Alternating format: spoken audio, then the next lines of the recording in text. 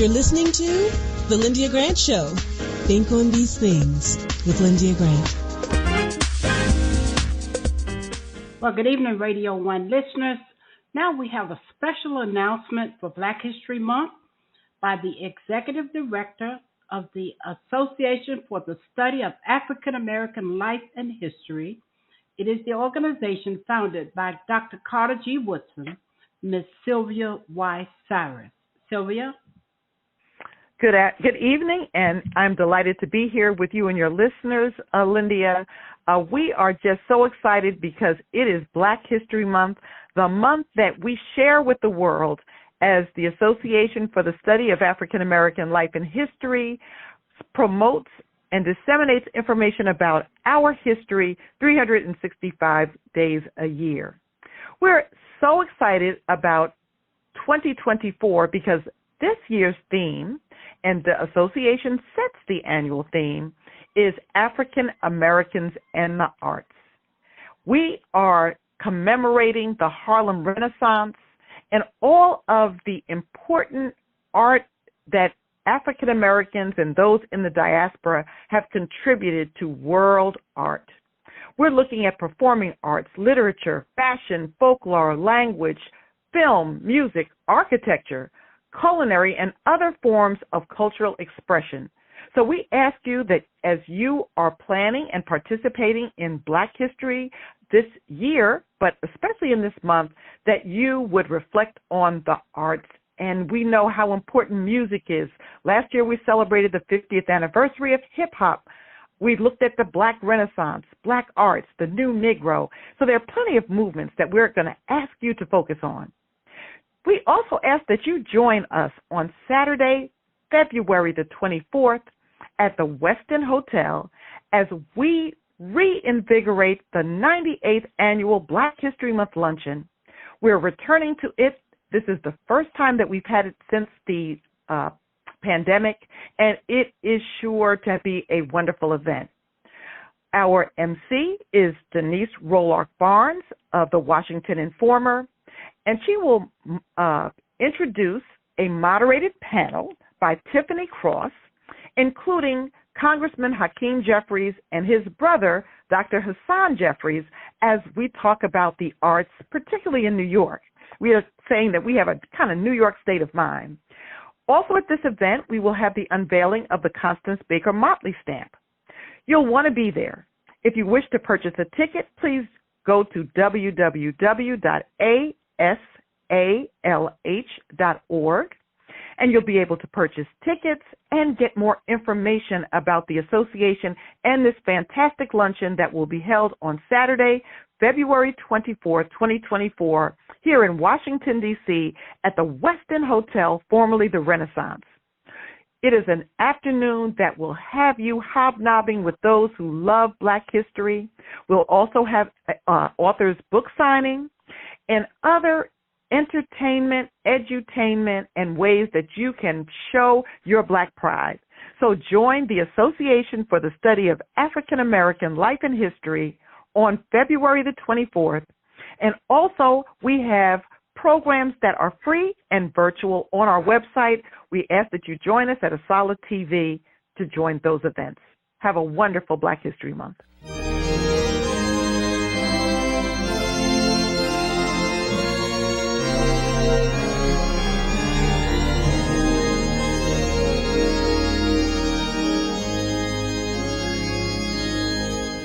Liberty.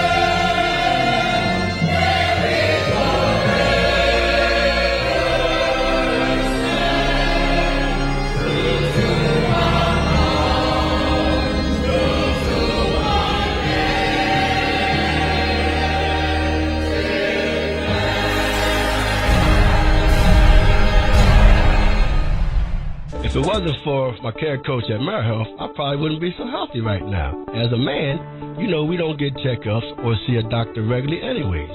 It's probably just a man thing because none of my partners go either. We know we should, but we just don't, and hope it works out. So what changed for you? AmeriHealth assigned me a care coach, somebody that gives one-on-one help, answer questions, explain things, and help set my appointments.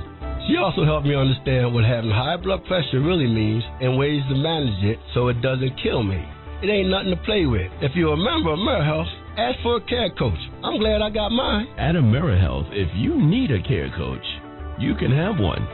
Just call us at 1-877-759-6224 to get connected. 1-877-759-6224. This program is funded in part by the government of the District of Columbia Department of Healthcare Finance. Mayor Muriel Bowser. Washington and former religion columnist Lyndia Grant. Rosa Parks refused to give up her seat on a segregated Montgomery bus. In lectures on brotherhood, Ms. Parks often said, "People always say that I didn't give up my seat because I was tired." But that wasn't true. I was not tired physically. I was not old. I was 42. No, the only tired I was tired of giving in. Driven out of Montgomery by harassment and death threats, Detroit, Michigan became her new home. Rosa Parks will always be remembered as the mother of the civil rights movement. Raised in the AME church, she once said, "I remember finding such comfort and peace while reading the Bible." Read more in the religion column of the Washington Informer, an award-winning African-American newspaper. We don't report crime or gossip, just positive news. Pick up the Washington Informer or visit us online at washingtoninformer.com. Call 202-561-4100 for more information. This is Frank Smith with the African American Civil War Museum in Washington, D.C., located at 1925 Vermont Avenue Northwest on the Green Line. Did you know that a recent study found that children who visit museums do better in school and in life than children who do not? So parents, teachers, and preachers, let's get moving. I promise you, if you bring your children to the African American Civil War Museum, they will be inspired by the images that they see. They will be impressed by our living history reenactors who are always available, and they will be involved in our scavenger hunt that takes them throughout our exhibit. That's the African American Civil War Museum, 1925 Vermont Avenue. Our hours are 10 to 6:30 on weekdays, 12 to 4 on Saturdays and Sundays. See it. Be inspired. Thank you for tuning in to the Lyndia Grant Show. And we are back from our commercial now for our second guest this week. We're going to be talking with Dr. Dwayne Edwards. Let me give you a brief introduction of Dr. Edwards. He's been on my show a couple of times already before he got his huge project off the ground. But now that it's moving right along, it's fantastic. So I'm going to give you his introduction. With no formal education, Dr. Dwayne Edwards started his career in 1989 as an entry-level footwear designer for LA Gear at the age of 19. Over 3 decades, he has received many honors and awards, from the Red Dot Award, 3-time Mercedes-Benz Fashion Award winner, Fast Company's 100 Most Creative People in Business Award, Business Insider 100, People Transforming Business, and was awarded the President's Volunteer of Service Award by Barack Obama. Dr. Edwards established the first Black-owned footwear factory in the United States by launching GEMS, that's J as in Jesus, EMS, named after shoemaking pioneer Jan Ernst Matzeliger, a platform for young aspiring Black designers to create and establish their own brands. His most impactful achievement to date is spearheading the reopening of Detroit's HBCU, Pensole Lewis College, now PLC Detroit, and assuming the role of president. DC News, and that's why you're on with us. Dr. Dwayne is being honored at the Champion and Legends Weekend for the Advancement of Blacks in Sports, ABIS. He will receive the ABIS Leadership Award. ABIS is focused on ending the discrimination that Black coaches and athletes and administrators face when it comes to getting hired for key positions and fair wages. Let's talk about that for a moment, Dr. Dwayne, but make this clear to the listeners. Yes, ABIS is an amazing organization that I've had the honor to work with over the years, and then as well as being honored this year for their Achievement Award, where for organizations like ABIS, they're sorely needed because there are so many young Black coaches, athletes, and other administrators that need more options besides sports. And, being able to be considered for these positions in corporate offices or just additional sports organizations, they just need to be considered based on merit of who they are, not just because they're Black, but sometimes that discrimination creeps into some of the judgment of employment, especially for former athletes and coaches. And so what ABIS does is really try to help, speak for these coaches and athletes and administrators, give them a voice, but also give them the knowledge that they need so they could be even more competitive when they're applying for these types of jobs. Oh, okay. This is so perfect during the month of Black History. And next question, Dr. Dwayne, the third annual Champions and Legends Weekend fundraising is scheduled for May 31st through June 2nd of this year. And it's going to be taking place at the magnificent MGM National Harbor Hotel and Casino right here in D.C. Talk to us about that.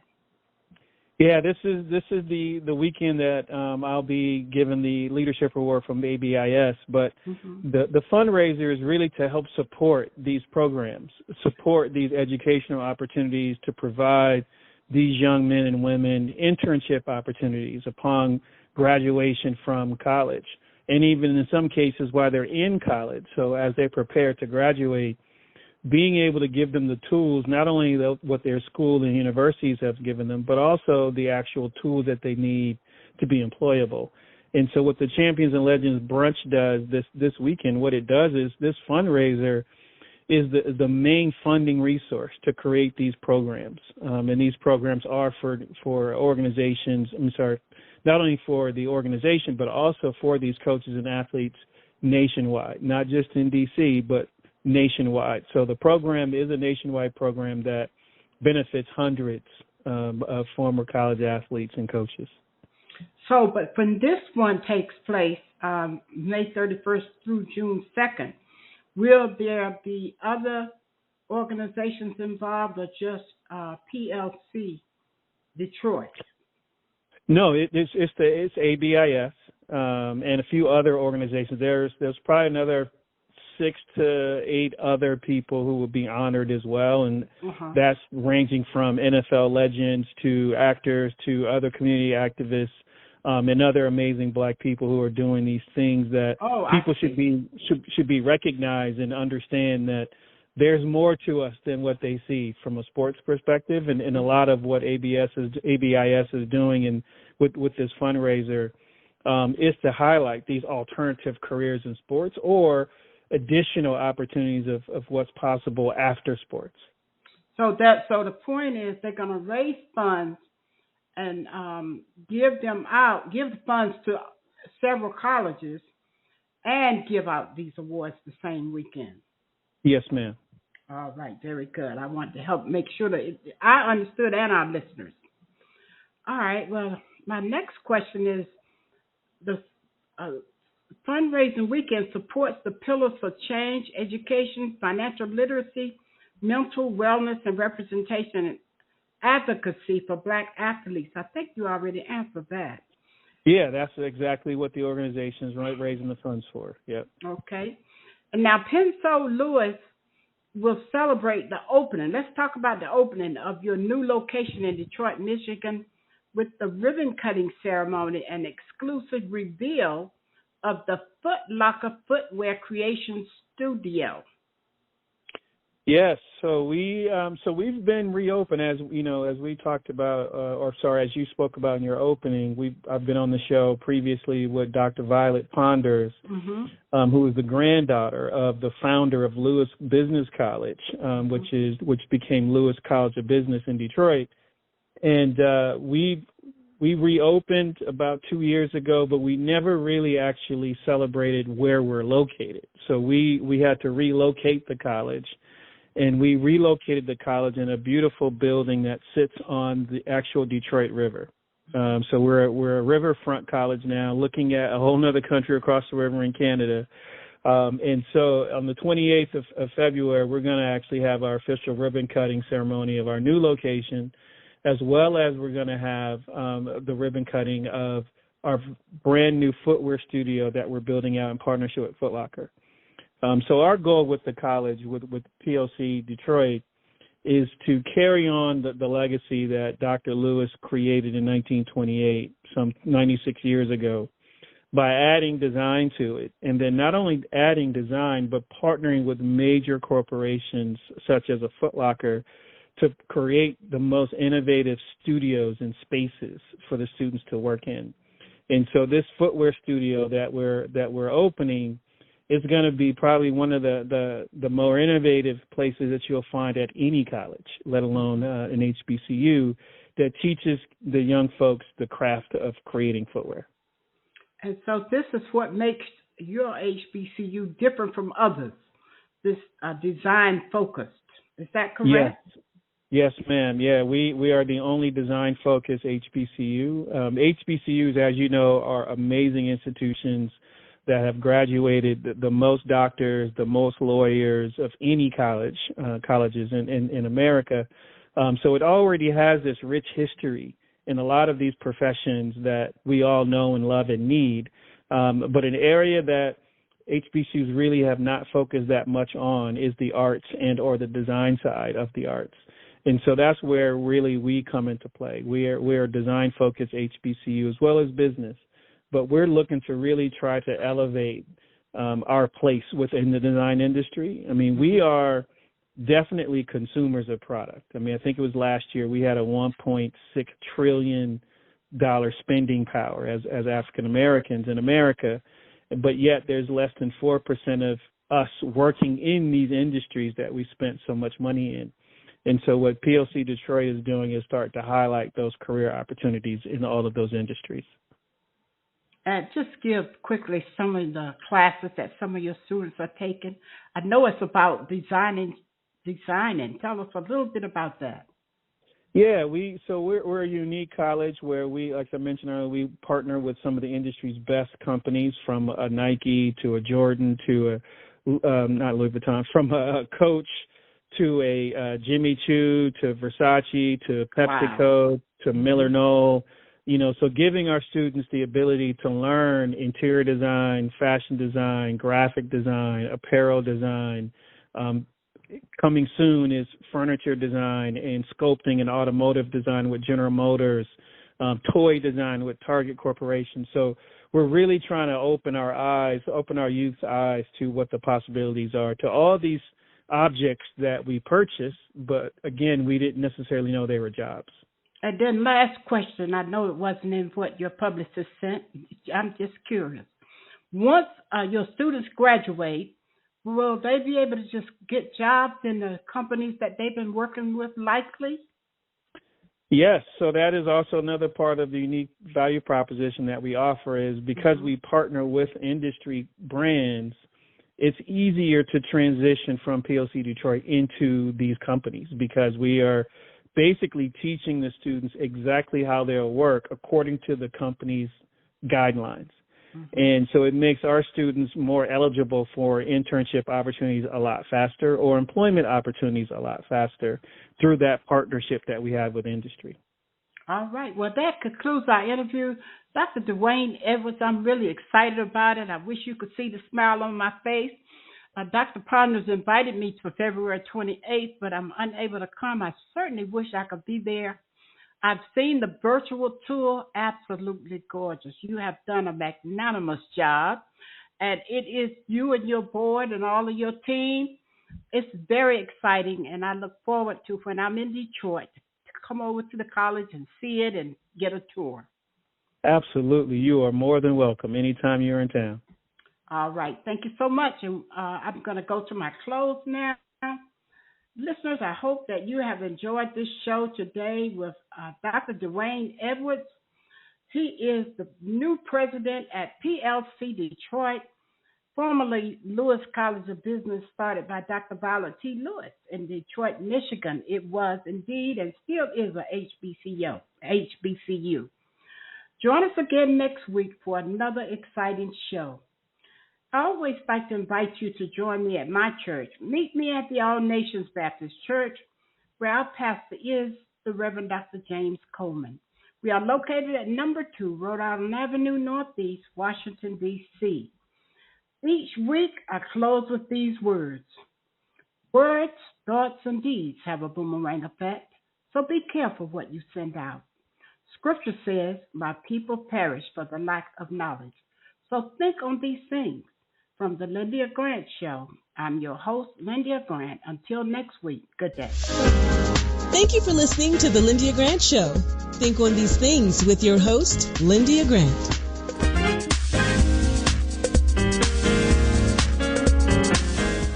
Washington Informer religion columnist Lyndia Grant. Ida B. Wells, born into enslavement, was a journalist and activist. An avid reader, she read through the entire Bible many times. Wells was once asked to leave the ladies' car and sit in the colored train. She refused and train officials pushed her. Ida B. Wells retaliated but was pushed off the train at the next stop. A crowd of whites applauded. She vowed to get even. 3 of her close friends were lynched for opening businesses that cut into profits of whites. Everything changed for Wells. She spoke out internationally against lynching of blacks for the rest of her life. Through her efforts, lynching in America nearly disappeared by the time of her death. And NAACP founder, we salute Ida B. Wells for Women's History Month. Read more in the religion column of the Washington Informer, an award-winning African-American newspaper. We don't report crime or gossip, just positive news. Pick up the Washington Informer or visit us online at washingtoninformer.com. Call 202-561-4100 for more information.